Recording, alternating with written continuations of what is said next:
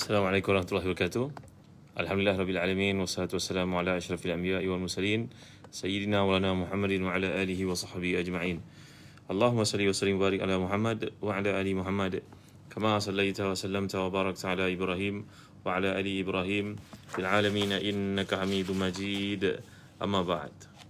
Tuan-tuan, puan yang dimuliakan sekalian, alhamdulillah syukur kepada Allah kerana pada malam ni kita dapat bertemu dalam satu majlis ilmu. Ramzi, tolong share dengan teman-teman kita yang lain. Jangan biarkan saya keseorangan. Bagilah apa-apa komen yang menarik, cakap yang baik atau diam saja. Fazilna Aziz, ahlan wa sahlan. Terima kasih kerana jemput teman-teman kita yang lain untuk hadir bersama. Diskusi kita pada malam ni adalah pada kitab Triminarti yang bertajuk Tafsir Munir. Tafsir Munir, alhamdulillah, yang terbaru, yang terbitkan oleh Telaga Biru kerjasama bersama dengan Pusaka Imam Syafi'i dari Jakarta. Faiz Faizal dan Wassalan. Kelebihan daripada tafsir Ibn Katsir pada kali ini adalah kerana disertakan di bahagian awal ni cara membaca tafsir. Hazwan Shah dan Wassalan. Cara membaca tafsir Ibn Katsir. Ini ada kalimah saya di awal tafsir Ibn Katsir ni. Bersama dengan permintaannya dalam bahasa Melayu, maka kami bawakan bagaimana membaca tafsir Ibn Katsir. Jadi kalau tuan-tuan menguasai cara yang dijelaskan kat sini, maka tuan-tuan akan mudah untuk memahami tafsir dan bagaimana menyampaikan tafsir atau membacakan tafsir atau mengusahakan kita tafsir ini bersama dengan anak-anak ke rumah. Anwar Talib, Ahlan Salan, Stiramlah Sidi, Barakallahu Fikum. Farid Misbah, lama tak jumpa, Ahlan Salan. Selamat menyambut Ramadan Karim. Tak lama lagi beberapa hari. Moga Allah beri pada kita peluang untuk memasuki Ramadan. Suji Daniel, Ramlah Jaafar, alhamdulillah. Ahlan Salan semua, terima kasih. Sebelum kita tidur pada malam ni, mari kita dengar beberapa perkara yang akan menyuburkan iman, insya-Allah. Iaitu bagaimana kita memahami kalam Allah SWT, bagaimana kita memahami Al-Quran Al-Karim. Azhar Abdul Aziz, ahlan wa sahlan. Teringat saya kepada kalam yang dikemukakan dalam kitab Adwa'ul Bayan oleh Al-Imam Atiyah, Al-Imam Muhammad Al-Amin Al-Shanqiti, ketika ditulis oleh muridnya Syekh Atiyah, yang bertanya kepadanya, Tuan Guru punya keahlian dalam berbagai bidang, mengapa Tuan Guru pilih ilmu tafsir? Jawapannya, ilmu tafsir ni adalah satu ilmu yang sangat solid untuk kita memahami kalam Tuhan, menghubungkan kita dengan Allah SWT. Dalam bab-bab yang lain mungkin terdapat banyak persisian pendapat, tapi dalam tafsir Quran begitu jelas ayat ini muatkan untuk kita faham, kita baca, kita amalkan. Demikianlah jawab Al-Imam Muhammad Al-Amin Al-Shanqiti, seorang ahli tafsir yang terkemuka yang menulis tafsir namanya Adwa'ul Bayan, ataupun ditulis oleh anak muridnya yang bernama Syekh Atiyah. Ahlan salan semua anak murid favourite saya. Saudara-saudara, ahlan salan semua. Terima kasih kerana hadir tau. Barakallahu fikum. Terima kasih kerana menyebar luaskan kalimat Allah. Mudah-mudahan apa yang tuan-tuan lakukan pada malam ni adalah sebahagian daripada jihad kita untuk meninggikan ilmu, mengajak manusia untuk membaca. Tak kala manusia pada hari ini membaca, tapi banyak benda-benda yang melalaikan. Mungkin tahu perkara-perkara yang melalaikan, yang tak menyuburkan iman. Perkara-perkara dalam media sosial yang banyak menceritakan hal orang, mengumpat orang, memfitnah dan sebagainya. Mari kita ambil peluang untuk baca tafsir Quran. Jadi tafsir Ibn Katsir ni saya sangat mencadangkan tuan-tuan miliki untuk dihadiahkan kepada diri sendiri, kepada ibu bapa kita, kepada adik-adik kita, kepada guru kita, kepada sekolah anak-anak kita, kepada masjid dekat rumah kita, surau dan sebagainya, pejabat. Mudah-mudahan dengan cara demikian kita dapat memahami Al-Quran Al-Karim. Jadi Ibn Katsir bukanlah seorang ulama yang asing daripada rantau Melayu, rantau negara kita ni, kerana Ibn Katsir merupakan tafsirnya diterima di seluruh pelosok dunia sebenarnya, bukan negara kita saja. Khalizah Muhammad Ismail, ahlan wa sahlan, barakallahu fikum. Baik, saya baca pada muka surat ke-7 VII daripada jilid pertama, Manhaj Ibn Katsir dalam tafsir Al-Quran Al-Azim dan cara membaca lubab tafsir min Ibn Katsir. Baik, Al-Quran dari sudut bahasa adalah bacaan atau yang dibaca. Menurut istilah syarak pula, Al-Quran adalah nama bagi kalam Allah yang merupakan mukjizat diturunkan kepada Rasulullah SAW. Nabi selalu memberikan penjelasan dan tafsiran terhadap ayat-ayat Al-Quran, dan baginda merupakan bertafsir Quran yang pertama, Al-Mufassirul Awal. Azan, ahlan wa sahlan, barakallahu fikum. Jadi Nabi telah menerangkan maksud-maksud wahyu yang diturunkan kepada baginda. Para sahabat dapat memahami betapa indahnya uslub gaya bahasa Al-Quran dan memahami ayat-ayat yang terang dan jelas pengertian yang diturunkan kepada Rasulullah SAW. Apabila mereka mengalami kemusykilan dalam memahami ayat Quran, maka mereka akan bertanya terus kepada baginda Rasulullah SAW.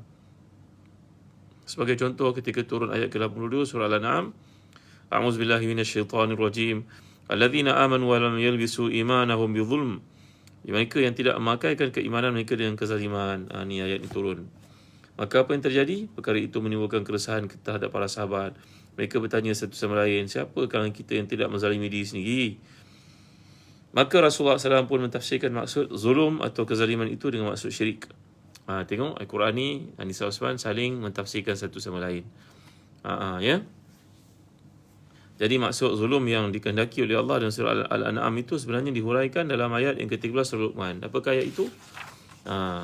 Bila Allah Taala menyatakan tentang inna syirka la zulmun azim, ayat ke-13 surah Luqman, inna syirka la zulmun azim. Sungguhnya syirik itulah merupakan kezaliman yang nyata.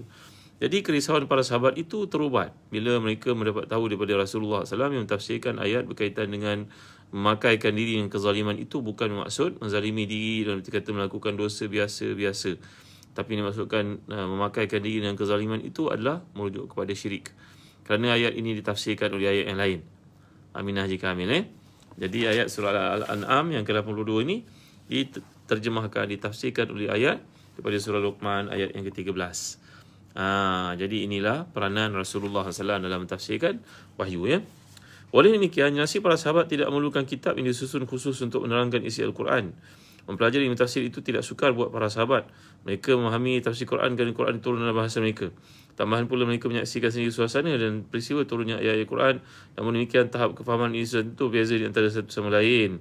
Ada kalangan para sahabat yang memahami secara mendalam, iaitu tafsil. Sedangkan yang lain mungkin memahami secara umum, iaitu ijmal. Para sahabat tidak menulis penjelasan terhadap Quran sebagaimana mereka juga tidak menulis hadis-hadis Nabi secara sistematik kerana kebimbangan mereka bahawa bahan itu akan bercampur dengan Al-Quran yang mereka tulis. Nabi melarang, Nabi melarang Al-Quran itu daripada ditulis. Nabi melarang hadis daripada ditulis. Kerana dengan penulisan hadis itu bimbang akan bercampur dengan Al-Quran Karim. Tapi larangan Nabi itu bukanlah bersifat final. Masih ada kalangan para sahabat yang tetap menyalin sabda-sabda Nabi SAW itu, ya. Sesudah wafatnya Rasulullah, maka para sahabat mula berbeza dalam kaedah pentafsiran mereka terhadap ayat Al-Quran. Sebahagiannya berpegang teguh dengan riwayat semata-mata tanpa mahu menggunakan ijtihad. Manakala sebahagian yang lain mentafsirkan Quran berpandukan kepada hadis-hadis yang diterima daripada Rasulullah. Dan dalam masa yang sama berpandukan ijtihad mereka. Ijtihad ni maknanya macam pandangan peribadi lah tuan-tuan, yang mulia Raja Roslan. Jadi ijtihad ni berarti menggunakan idea sendiri, kerahan idea untuk mentafsirkan satu perkara yang tidak ada dalam penjelasan oleh Rasulullah SAW. Maka mereka berijtihad. Baik. Ahlan wa sahlan, barakallahu fikum. Terima kasih Muanas. Jangan lupa share pada teman-teman yang lain. Dan bagi komen lah. Mesra sikit, rancak sikit bualan kita kat sini. Muhammad Fazil Ahmad, ahlan wa sahlan, ya. Okey. Baik. Sesudah wafatnya Nabi, maka para sahabat mula berbeza dalam kaedah pentafsiran mereka. Sebahagiannya pegang teguh dengan riwayat semata-mata tanpa mahu menggunakan ijtihad. Sebahagian yang lain di kalangan para sahabat, mereka mentafsirkan Quran berpandu kepada hadis-hadis diterima daripada Rasulullah. Dalam masa yang sama mereka berijtihad, iaitu mengeluarkan pandangan mereka sendiri. Tegasnya mereka mentafsirkan Al-Quran berpandukan kekuatan bahasa Arab mereka dan juga asbabun nuzul. Antara para sahabat yang tidak membenarkan tafsiran dengan ijtihad adalah Abu Bakar, Umar radhiyallahu anhuma. Para sahabat yang benarkan tafsiran dengan ijtihad pula ialah contohnya Abdullah bin Mas'ud dan Abdullah bin Abbas. Ringkasnya, para sahabat golongan kedua ini akan menggunakan kaedah takwil dan juga istinbat, termasuk mengambil daripada kisah-kisah yang tidak diperolehi pada Rasulullah SAW untuk memberikan penjelasan atau tafsiran kepada Al-Quran. Ya. Jadi Azian Abdul Aziz, ahlan sahlan, barakallahu fikum.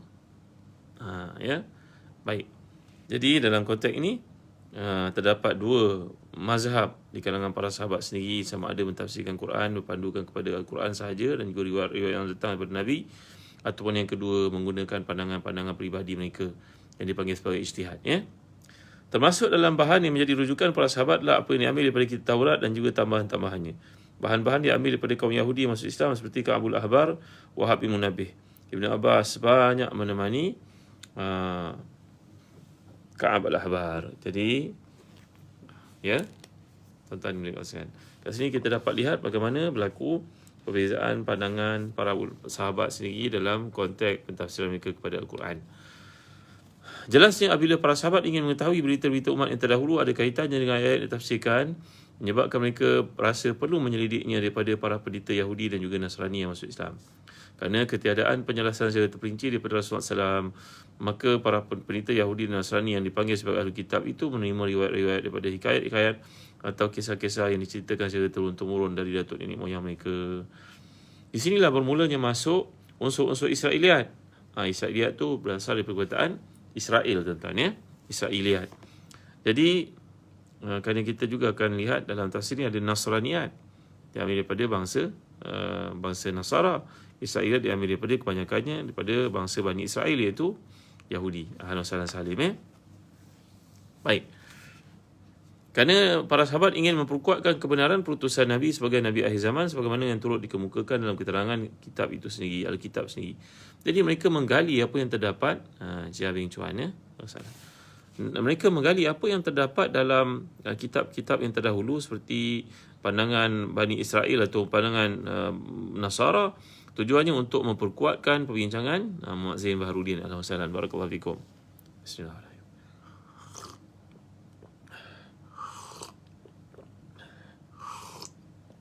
Masalahnya, tujuan mereka adalah untuk memperkuatkan apa yang terdapat dalam keterangan Islam itu sendiri, bahawa segala yang dirujuk dalam pandangan para ahli kitab itu memperkuatkan kebenaran perutusan Nabi kita sallallahu alaihi wasallam. Itu tujuannya. Baik.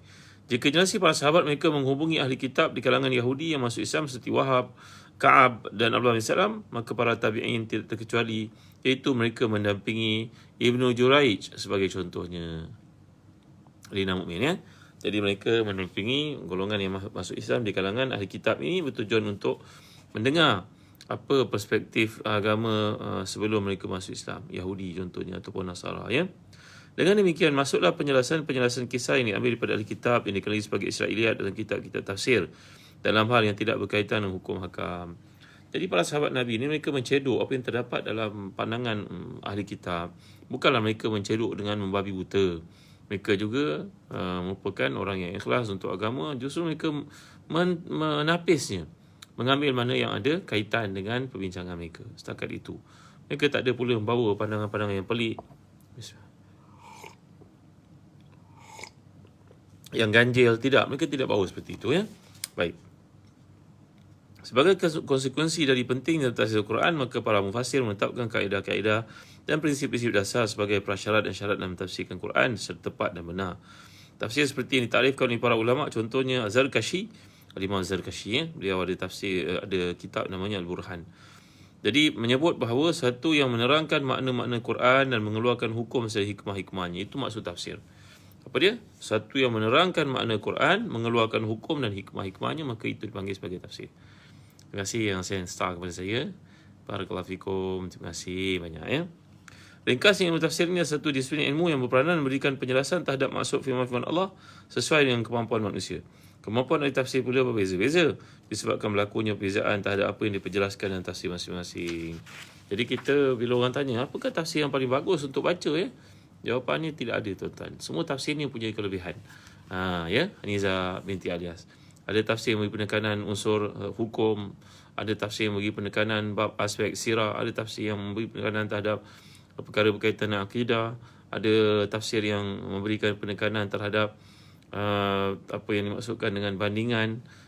Jadi ini semua mempunyai perbezaan. Ada beri penekanan bab aspek logawinya, bahasanya yang indah itu. Maka terdapat perbezaan di dalam ilmu tafsir ini seperti dipersembahkan oleh para ulama tafsir.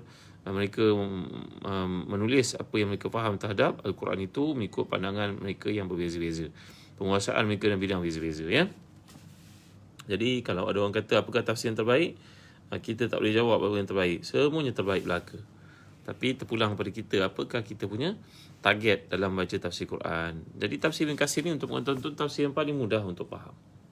Paling ringkas. Ya, yang sebenarnya dalam bahasa Arab dia tebal. Tapi yang kat sini saya keterang kepada tuan-tuan telah dipetik, dikutip dan juga diringkaskan. Mudah untuk kita faham, ya. Maka antara ramai para mufassirin itu, seorang daripada mereka yang kita kenali adalah Ibn Katsir. Dan karya tafsirnya yang terkemuka itu namanya Tafsir Al-Quran Al-Azim. dalam tulisan yang saya kemukakan ini memperjelaskan tentang mufassir yang hebat ini, bagaimanakah metodologi beliau dalam menghasilkan karya beliau, ya. Nama sebenar Ibn Katsir adalah Imam Al-Hafiz Imaduddin Abul Fida Ismail bin Umar bin Katsir bin Ibn Daw Ibn Katsir Al-Qurashi wa Dimashqi Asy-Syafi'i. Jadi Ibn Katsir merupakan seorang ulama keturunan Quraisy yang sama keturunan Rasulullah SAW, ya. Dilahirkan di Syam, iaitu Syria yang kita kenali pada hari ini. Para ulama berbeza pendapat tentang tahun kelahirannya.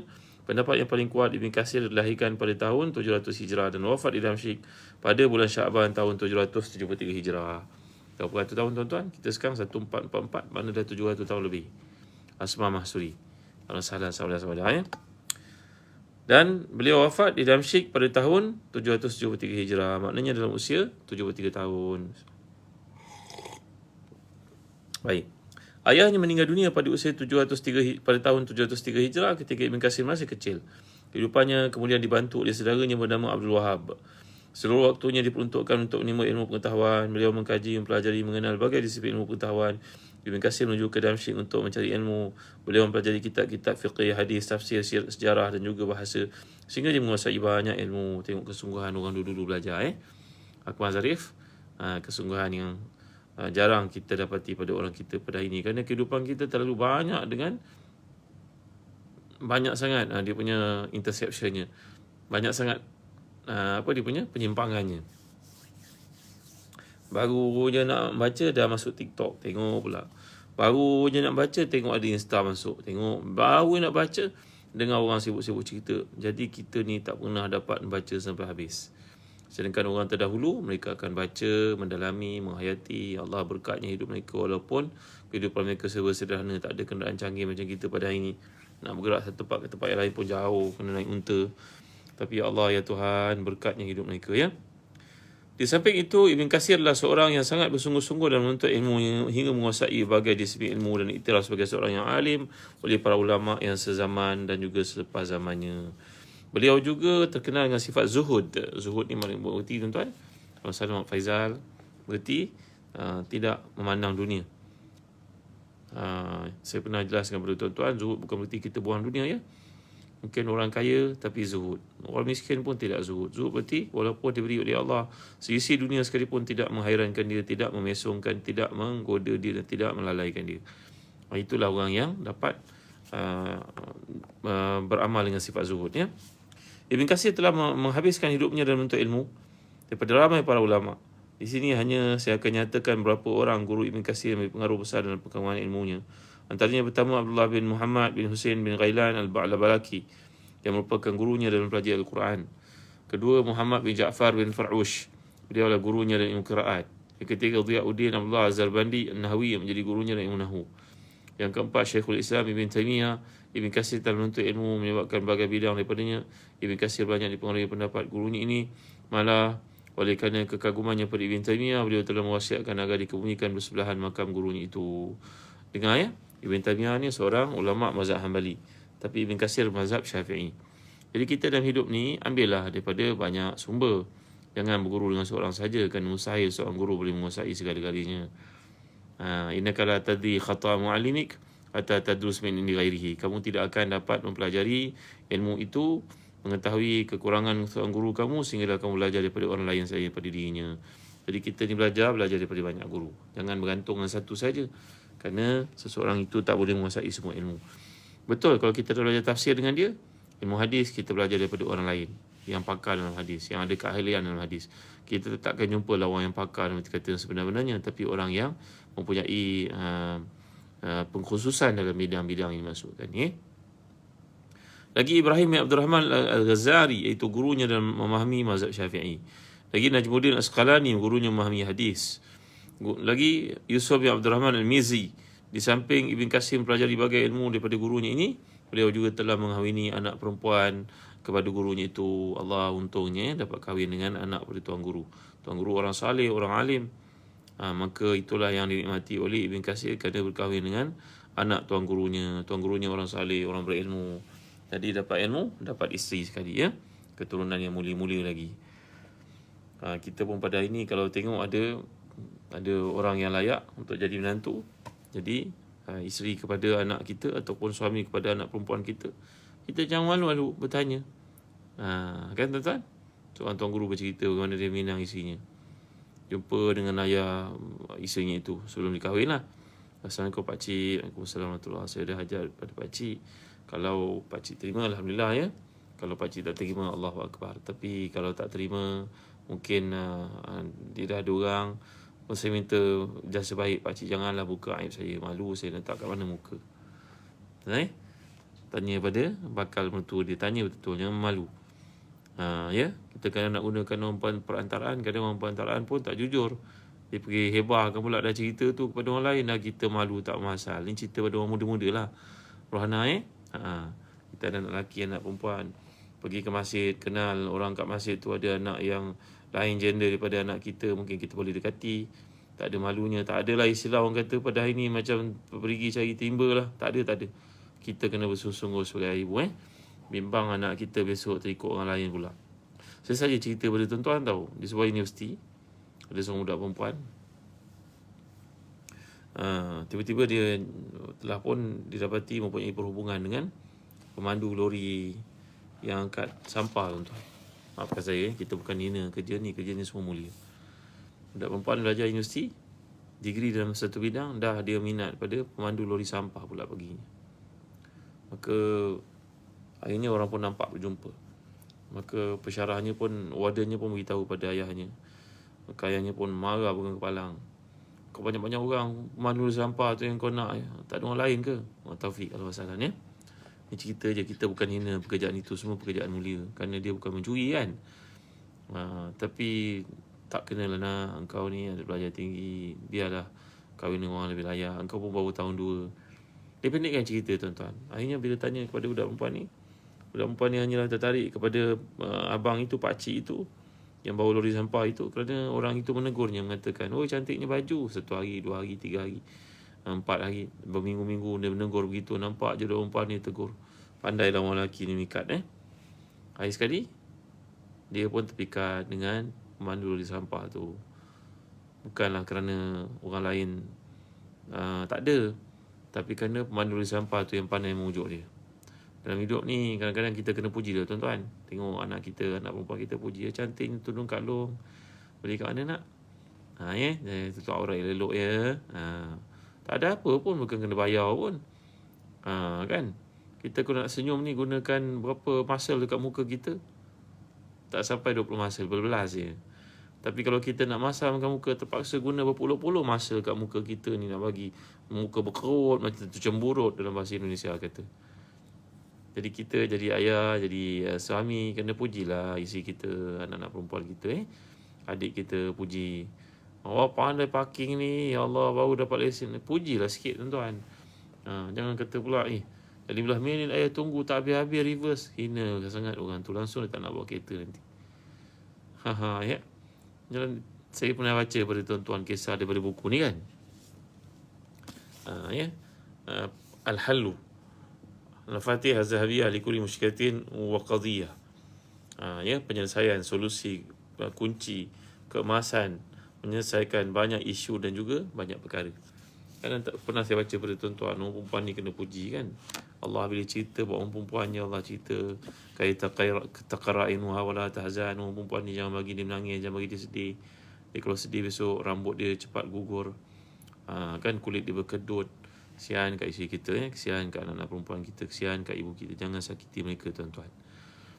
Jadi saya kembali cerita Al-Imam Ibn Katsir ni, hubungan yang sangat mulia dengan gurunya bernama Al-Imam Mizzi itu membuahkan hasil. Dapat kahwin dengan anak Tok Guru. Kita pada ni jangan malu-malu untuk meminang. Kalau kita tengok minang untuk anak perempuan kita, bimbang tahu anak-anak perempuan pada hari ni. Kalau kita bapak ni tak berusaha, tak tanya orang kat masjid, kat surau yang kita jumpa, kalau mereka ada anak lelaki boleh pairkan dengan anak perempuan kita. Kalau kita tak puas, apa nak buat, tuan? Jangan malulah, cakap je tu terang. Ini usaha ikhtiar, memang jodoh semua Allah dah tuliskan, tapi kita kena usahalah. Macam juga kita bekerja bersungguh, belajar bersungguh untuk dapat kerja yang baik kan. Macam tu ya. Baik, tuan. Terima kasih semua kerana hadir. Terima kasih kerana Zen Travel atas penajaan program pada malam ni. Semalam saya tak sempat program, tuan-tuan, ampun maaf ya. Balik lambat semalam, jalan jam. Balik ke selatan, ada aksiden, di mana Dengkel. Start lah saya kat sana tuan, tak sempat sampaikan kuliah semalam saya ganti malam ni. Jadi tuan-tuan yang boleh kasihan, terima kasih kepada Zazan Travel atas penajaan kuliah pada malam ni. Kalau tuan-tuan ada peluang, tuan-tuan nak pergi umrah Ramadan, ada beberapa saja tempat kosong, sila hubungi Zazan Travel dengan segeralah. InsyaAllah perjalanan umrah bersama dengan kami, perjalanan penuh dengan ibrah, dengan tarbiyah, bukannya pelancongan biasa-biasa, tapi ada pengisian insyaAllah. Supaya kita pulang dengan perubahan dapatkan maklumat lebih lanjut bersama dengan Zazan Travel. InsyaAllah hujung tahun ni pun kita ada umrah 3 tanah suci. Pergi Baitul Maqdis dulu, masuk Madinah, kemudian masuk Mekah dan pulang ke Malaysia. Ikuti perkembangan lanjut daripada website Zazan Travel atau Facebook. Baik, guru Al-Imam Ibn Katsir berikutnya adalah Al-Hafiz Az-Zahabi, iaitu seorang pakar dalam ilmu hadis dan ilmu tafsir. Ini supaya kita kenal daripada mana beliau mendapat ilmunya, bukan ceduk-ceduk biasa-biasa tapi adalah learn through talaqi dengan guru-guru yang ramai. Dan yang saya sebut yang ke-9 dalam mukadimah kepada tafsir Ibn Katsir ni, guru beliau nama Al-Qasim Ibn Muhammad Al-Barazili. Inilah gurunya dalam ilmu sejarah. Sebenarnya ramai lagi. Yang saya sebut 9 orang saja di awal buku tafsir Ibn Katsir ni, bagaimana memahami metodologi Al-Imam Ibn Katsir. Rasim Jan, ahlan wa sahlan. Rasim Jan Nabi Ahmad. Nama entah ke ni? Rasim Jan? Baik. Setelah berguru dengan ramai ulama seperti Syekh Burhanuddin Al-Farazi dan juga Maulid Qadhi Ibn Syuhbah, Ibn Katsir memperkukuhkan ilmuannya. Kemudian beliau meminang puteri kepada gurunya Al-Hafiz Abul Hajjaj Al-Mizzi. Satu tindakan yang buka ruang lebih besar untuk beliau rapat dan menuntut ilmu banyak dengan Al-Imam Al-Mizzi. Ini gelaran-gelaran yang diberikan ni bukan kita beri mudah-mudah tu tuan-tuan. Ini diberi oleh para ulama. Dia melibatkan jarah wa ta'dil, ulama hadis. Kerana orang yang mendapat gelaran imam ini bukan imam dalam salat, berarti dia imam ni pemimpin tau. Kan kita baca pada hujung surah Al-Furqan, Allah mengajar kita untuk berdoa selalu padanya. Rabbana hab lana min azwajina wa dhurriyyatina qurrata a'yun waj'alna lil muttaqina imama. Kita sentiasa minta pada Allah supaya keturunan kita menjadi pemimpin pada manusia dalam bab ketakwaan, amal soleh, bukannya menjadi pemimpin dalam perkara kejahatan, penganiayaan kepada orang, bukan Baik. Dalam bidang hadis, Ibn Katsir mengambil banyak daripada Ibn Taymiyah. Beliau membaca usul hadis dengan Al-Asfahani. Di samping itu, beliau juga mengkaji banyak ilmu daripada berbagai ulama. Beliau menghafaz banyak matan, mengenali sanad, kecacatan hadis iaitu ilal, biografi, tokoh dan sejarah dalam usia yang muda. Jadi saya nak tekankan sekali kepada tuan-tuan, dalam hidup ni kita belajar pada ramai orang lah. Kerana guru kita tak maksum. Dia mungkin menguasai satu bidang, tidak bidang yang lain. Maka bidang lain tu kita kena dapatkan dari pakar-pakar dalam bidang tersebut. Dan lebih banyak kita belajar, makin terbuka paradigma kita. Guru pun ada kekurangan. Guru bukannya maksum kita gunakan akal kita. Baik Rasim Jan. Ahlan barakallahu fikum. Unik nama intah ni Rasim Jan. Jaminah binti Ketik Jumaat Jamidah. Wassalam semua saudara-saudara. Baik. Di antara kitab yang beliau hasilkan, sebahagiannya siap dengan sempurna, sebahagian tidak sempat disempurnakan kerana kematian. Tengok orang dulu-dulu, orang salih ni kerja dia menulis. Nak menulis itu bukannya mudah tau. Menulis itu adalah hasil penggarapan ilmu, kejituan, kefahaman dan juga penguasaan dalam berbagai-bagai bidang. Kerana mereka zaman dulu bukan ada internet macam kita. Nak akses, nak tengok, nak pastikan, nak takhrij hadis, hanya tekan je. Tekan je satu benda. Carilah matlaak hadis tu, kita akan jumpa kat mana-mana dalam kitab kita hadis. Mudahnya, ya Allah, pada hari ini. Nanti kalau Maktabah Syamilah tu disenaraikan banyak rujukan hadis kat mana kita boleh ambil. Usahakan Maktabah Syamilah saja, ada banyak lagi software yang membantu kita untuk memahami hadis-hadis Nabi. Semudah pindahkan, terjemahkan, bariskan. Orang dulu tulis tau. Tulis tangan. Nak cari kertas lagi, tak punya wang nak beli. Macam mana mereka hidup Buku lu besar-besar, berat-berat. Waktu malam pula tak ada lampu macam kita, kena tulis pakai pelita. Setiap bulan kalau tidur pakai pelita, terlupa nak tutup, pelita tu tumpah, bakar buku, terbakarlah rumah. Ya Allah, ya Tuhan, hebatnya mujahadah orang terdahulu Baik, Ibn Katsir mempunyai banyak kitab yang ditulis oleh beliau. Yang pertama, Tafsir Al-Quran Al-Azim yang kita sedang bincangkan di sini. Yang kedua, satu kitab beliau hadis besar. Saya pun sedang berusaha untuk mendapatkan kitab hadis ni. Allahu Akbar, nak dapat susah. Namanya Jama' Al-Masanid Al-Ashara. Itu kitab yang mengumpulkan hadis daripada kitab yang 6, iaitu Bukhari, Muslim, Tirmizi, Ibn Majah, Abu Dawud, Nasai yang 6 tu kan. Ditambah pula dengan Musnad Ahmad, Musnad Abi Ya'la, Musnad Bazzar, Mu'jam Kabir Tabarani. Ni antara kitab yang beliau telah pun hasil 6, campur Musnad Ahmad 7, Musnad Abi Ya'la 8, Musnad Bazzar 9, Mu'jam Kabir Tabarani yang ke-10. Jadi Al-Imam Ibn Katsir telah mengumpulkan, bayangkan berapa ribu hadis itu. Dalam Musnad Ahmad saja ada berapa ratus ribu hadis dikumpulkan dalam kitab beliau bertajuk Jama' al-Masanid al-Asyarah. Ini antara kitab beliau yang paling besar sekali, tuan-tuan. Kitab ni juga merupakan antara karya terbaik beliau, namun tidak dapat disempurnakan kerana kewafatannya. Kitab ini telah siap ditahqiq oleh Syekh Dr. Abdul Mu'ti Al-Kal'aji, mengandungi 37 jilid. Ya Allah, 37 jilid, banyaknya, tuan-tuan. Nak baca pun tak daya, tak mampu. Ini kan pula nak mengarangnya, berkatnya hidup mereka. Saya tekankan sekali keberkatan dalam hidup mereka. Kita mohon kepada Allah selalu supaya Allah bagi keberkatan. Kita baca surah Al-Mulk setiap malam, mengingatkan kita aspek barakah itu pada awal surahnya. Bismillahirrahmanirrahim. Tabarakalladzi biyadihil mulk. Kita minta keberkatan itu mengalir dalam kehidupan kita, keluarga kita, anak isteri kita, harta kita, rumah dan sebagainya. Itu ya. Yang ketiga, kitab beliau yang terkemuka juga bernama Al-Bidayah wa Nihayah. Alhamdulillah, saya ada satu naskah besar menceritakan tentang sejarah manusia daripada zaman Nabi Adam sampai kepada Nabi Muhammad SAW, dan juga para ulama beliau tuliskan. Yang keempat, kitab Ulumul Hadis yang ringkaskan daripada karya Ibn Salah. Yang kelima, kitab sirah yang bertajuk Al-Fusul fi Ikhtisar Sirati Rasul. Yang keenam, kitab ringkasan Tahzibul Kamal, dinamakan sebagai Takmil, oleh Pak Mentua dia bernama Tahzibul Kamal, Imam Al-Mizi. Imam Ibn Katsir telah pun, Nur Azimah Pan Zubairah telah meringkaskannya bernama Takmil. Begitu juga beliau buat kitab bertajuk Tabaqat Asy-Syafi'iyah. Kan saya kata tadi, Imam Ibn Katsir ni sangat mempertahankan mazhab Syafi'inya, walaupun dia belajar daripada guru-guru merentas mazhab, tapi beliau kekal dalam mazhab Syafi'inya. Maka Ibn Katsir berbangga menjadi seorang mazhab Syafi'i, menulis kitab bertajuk Tabaqat Syafi'iyah, iaitu susu galur mazhab Syafi'i. Dan beliau juga mempunyai syarah Sahih Al-Bukhari. Baik tuan, kita dapat membaca sedikit di awal tafsir Ibn Katsir ni. Saya nasihatkan tuan-tuan yang belum memiliki, eloklah memiliki, baca sendiri. Saya terang pada tuan-tuan, bagian mukadimah ni, bagaimana baca tafsir Ibn Katsir, betul tuan-tuan belajar sendiri, tak susah pun. Cantik tau tafsir ni, kalau tuan-tuan perhatikan, ayatnya, terjemahannya diwarnakan biru macam ni, biru gelap kan, bersih, cantik, kertasnya pun tak silau sangat ada benang lagi. Ni dalam 10 jilid tau tafsir Ibn Katsir. Dapatkan tuan-tuan, kalau saya tak mengajar tuan-tuan, tuan-tuan dibaca sendiri. Hadiahkan untuk diri kita dalam kesempatan umum yang diberikan. Takkanlah kita ada niat untuk mengkhatam Quran dengan faham kan. Ramadan akan muncul tak beberapa hari saja lagi. Kita baca untuk khatam dan juga untuk faham. Jangan baca untuk khatam saja, baca khatam dan faham. Itulah target para ulama. Al-Imam Syafi'i yang kita bangga-banggakan, kita pengikutnya ini, membaca Al-Quran dalam bulan Ramadan saja khatam 60 kali. 60 kali tuan-tuan. Ya Allah Rabbi, Yang Mulia Raja Zain Jadi kita ambillah peluang untuk memahami Al-Quran, baca Al-Quran dengan faham, dan juga dengan untuk tujuan khatam. Dapatkan tafsir Ibn Katsir ni daripada Ummu Fatih, anak murid yang paling rajin dalam kuliah kita, di mana beliau mencatat semua yang saya sampaikan, doa-doa yang kita pelajari.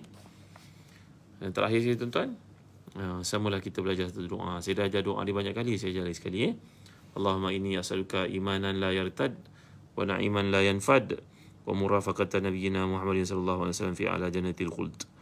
Allahumma inni as'aluka imanan la yartad wa na'iman la yanfad wa murafaqata nabiyyina Muhammadin sallallahu alaihi wasallam fi a'la jannatil khuld. Apakah maksudnya? Ya Allah, aku mohon padamu iman yang tidak murtad, nikmat yang tak putus-putus. Aku mohon padamu kemuliaan, kesempatan untuk menemani Nabi yang kami cintai masuki syurga yang maha tinggi di akhirat nanti. Jadi kita baca tafsir Quran ni betul untuk memahami Al-Quran, mencintai Nabi SAW, melihat perjuangan Nabi yang ditunjukkan dalam sirah itu. Inilah kitab Ibn Katsir, tafsir Ibn Katsir yang sangat istimewa. Tuan-tuan, bagi tuan yang kesempatan nak menaikkan umrah, tinggal beberapa pagi saja lagi, beberapa tempat saja yang tinggal kami di Zalan Travel menjemputlah tuan-tuan untuk menyertai ibadah umrah bersama dengan kami, insya-Allah. Bukan setakat perjalanan, tapi perjalanan penuh dengan pengisian, insya-Allah. Terima kasih sekali lagi kepada Zalan Travel kerana peranjaan, dan kepada tuan-tuan kerana hadir. Segala yang baik semuanya daripada Allah, kekurangan itu milik manusia. Bacalah tafsir Ibn Katsir supaya kita dapat faham kalam Tuhan kita, kalam Allah SWT. Sekian, wallahu a'lam, sallallahu ala sayyidina Muhammad wa ala alihi wa sahbihi wa sallam. Alhamdulillah rabbil alamin wa barakallahu fikum. Alhamdulillah rabbil alamin wassalatu wassalamu ala asyrafil anbiya'i wal mursalin sayyidina Muhammadin wa ala alihi washabbihi ajma'in. Allahumma ighfir lana dhunubana wa liwalidina warhamhum kama rabbana shighara wa li jami'i ashabil huquq alaina من المسلمين والمسلمات المؤمنين والمؤمنات برحمتك يا ارحم الراحمين. اللهم احسن عاقبتنا في الامور كلها واجرنا من خزي الدنيا وعذاب الاخره. اللهم اعنا على ذكرك وشكرك وحسن عبادتك. اللهم انا نسالك ايمانا لا يرتد ونعما لا ينفد ومرافقة نبينا محمد صلى الله عليه وسلم في اعلى جنة الخلد. ربنا اتنا في الدنيا حسنة وفي الاخرة حسنة وقنا عذاب النار. وصلى الله على سيدنا محمد وعلى اله وصحبه وسلم. الحمد لله رب العالمين. Taqallahu minkum. Terima kasih Ruqyah Jaafar. Terima kasih semua. Ya, dapatkan tafsir kasir daripada Ustazah Nulis Mufatih. Nombor telefon ada diberikan. Dan jangan lupa bagi yang nak menaikkan ibadah umrah, jom pergi bersama kami di Zazan Travel. Tolong panjang-panjangkan video ni, moga ada manfaat. Kita belajar tafsir, metodologi para ulama tafsir. Pada malam ni Al-Imam Ibn Katsir, seorang Al-Hafiz yang terkemuka itu, rahimahullah rahmatan wasi'ah. Moga Allah merahmatinya, beri kepadanya kedudukan yang mulia dengan kesungguhannya untuk menulis tafsir Al-Quran ini sampai dapat kita manfaatkan, kita fahami kalam Tuhan kita. Sekian, jumpa lagi tuan. Terima kasih Yang Mulia Tengku Murni, Raja Roslin, Muhammad Khairil Misni. Jumpa lagi pada waktu yang lain. Hasimah Musa, Pak Wan Tok Cik, Saya Aminah Haji Kamil. Sallallahu alaihi wasallam Muhammad wa ala alihi wasallam. Alhamdulillah rabbil alamin. Terima kasih Imamah. Terima kasih Fauzi. Terima kasih saudara-saudara. InsyaAllah pagi esok pukul 8 pagi, antara 8 hingga 9 saya ada kat TV Hijrah. Ahmad Fakhruddin. Esok kalau tuan ada peluang boleh tonton tentang kepentingan derma dan juga kepentingan wakaf. Sekian. Daiman Dayang, terima kasih. Terima kasih semua Terima kasih yang hadiah star kepada saya, saudara-saudara. Terima kasih. Jumpa lagi Zizi Iman. Terima kasih. Terima kasih. Assalamualaikum warahmatullahi wabarakatuh. Syikin Sulaiman, terima kasih. Atik Ika, terima kasih Terima kasih semua. Farah Wahidah, terima kasih. Tak sempat nak sebut nama kalian semuanya. Alhamdulillah Jaafar, terima kasih Saya nulis. Assalamualaikum warahmatullahi wabarakatuh.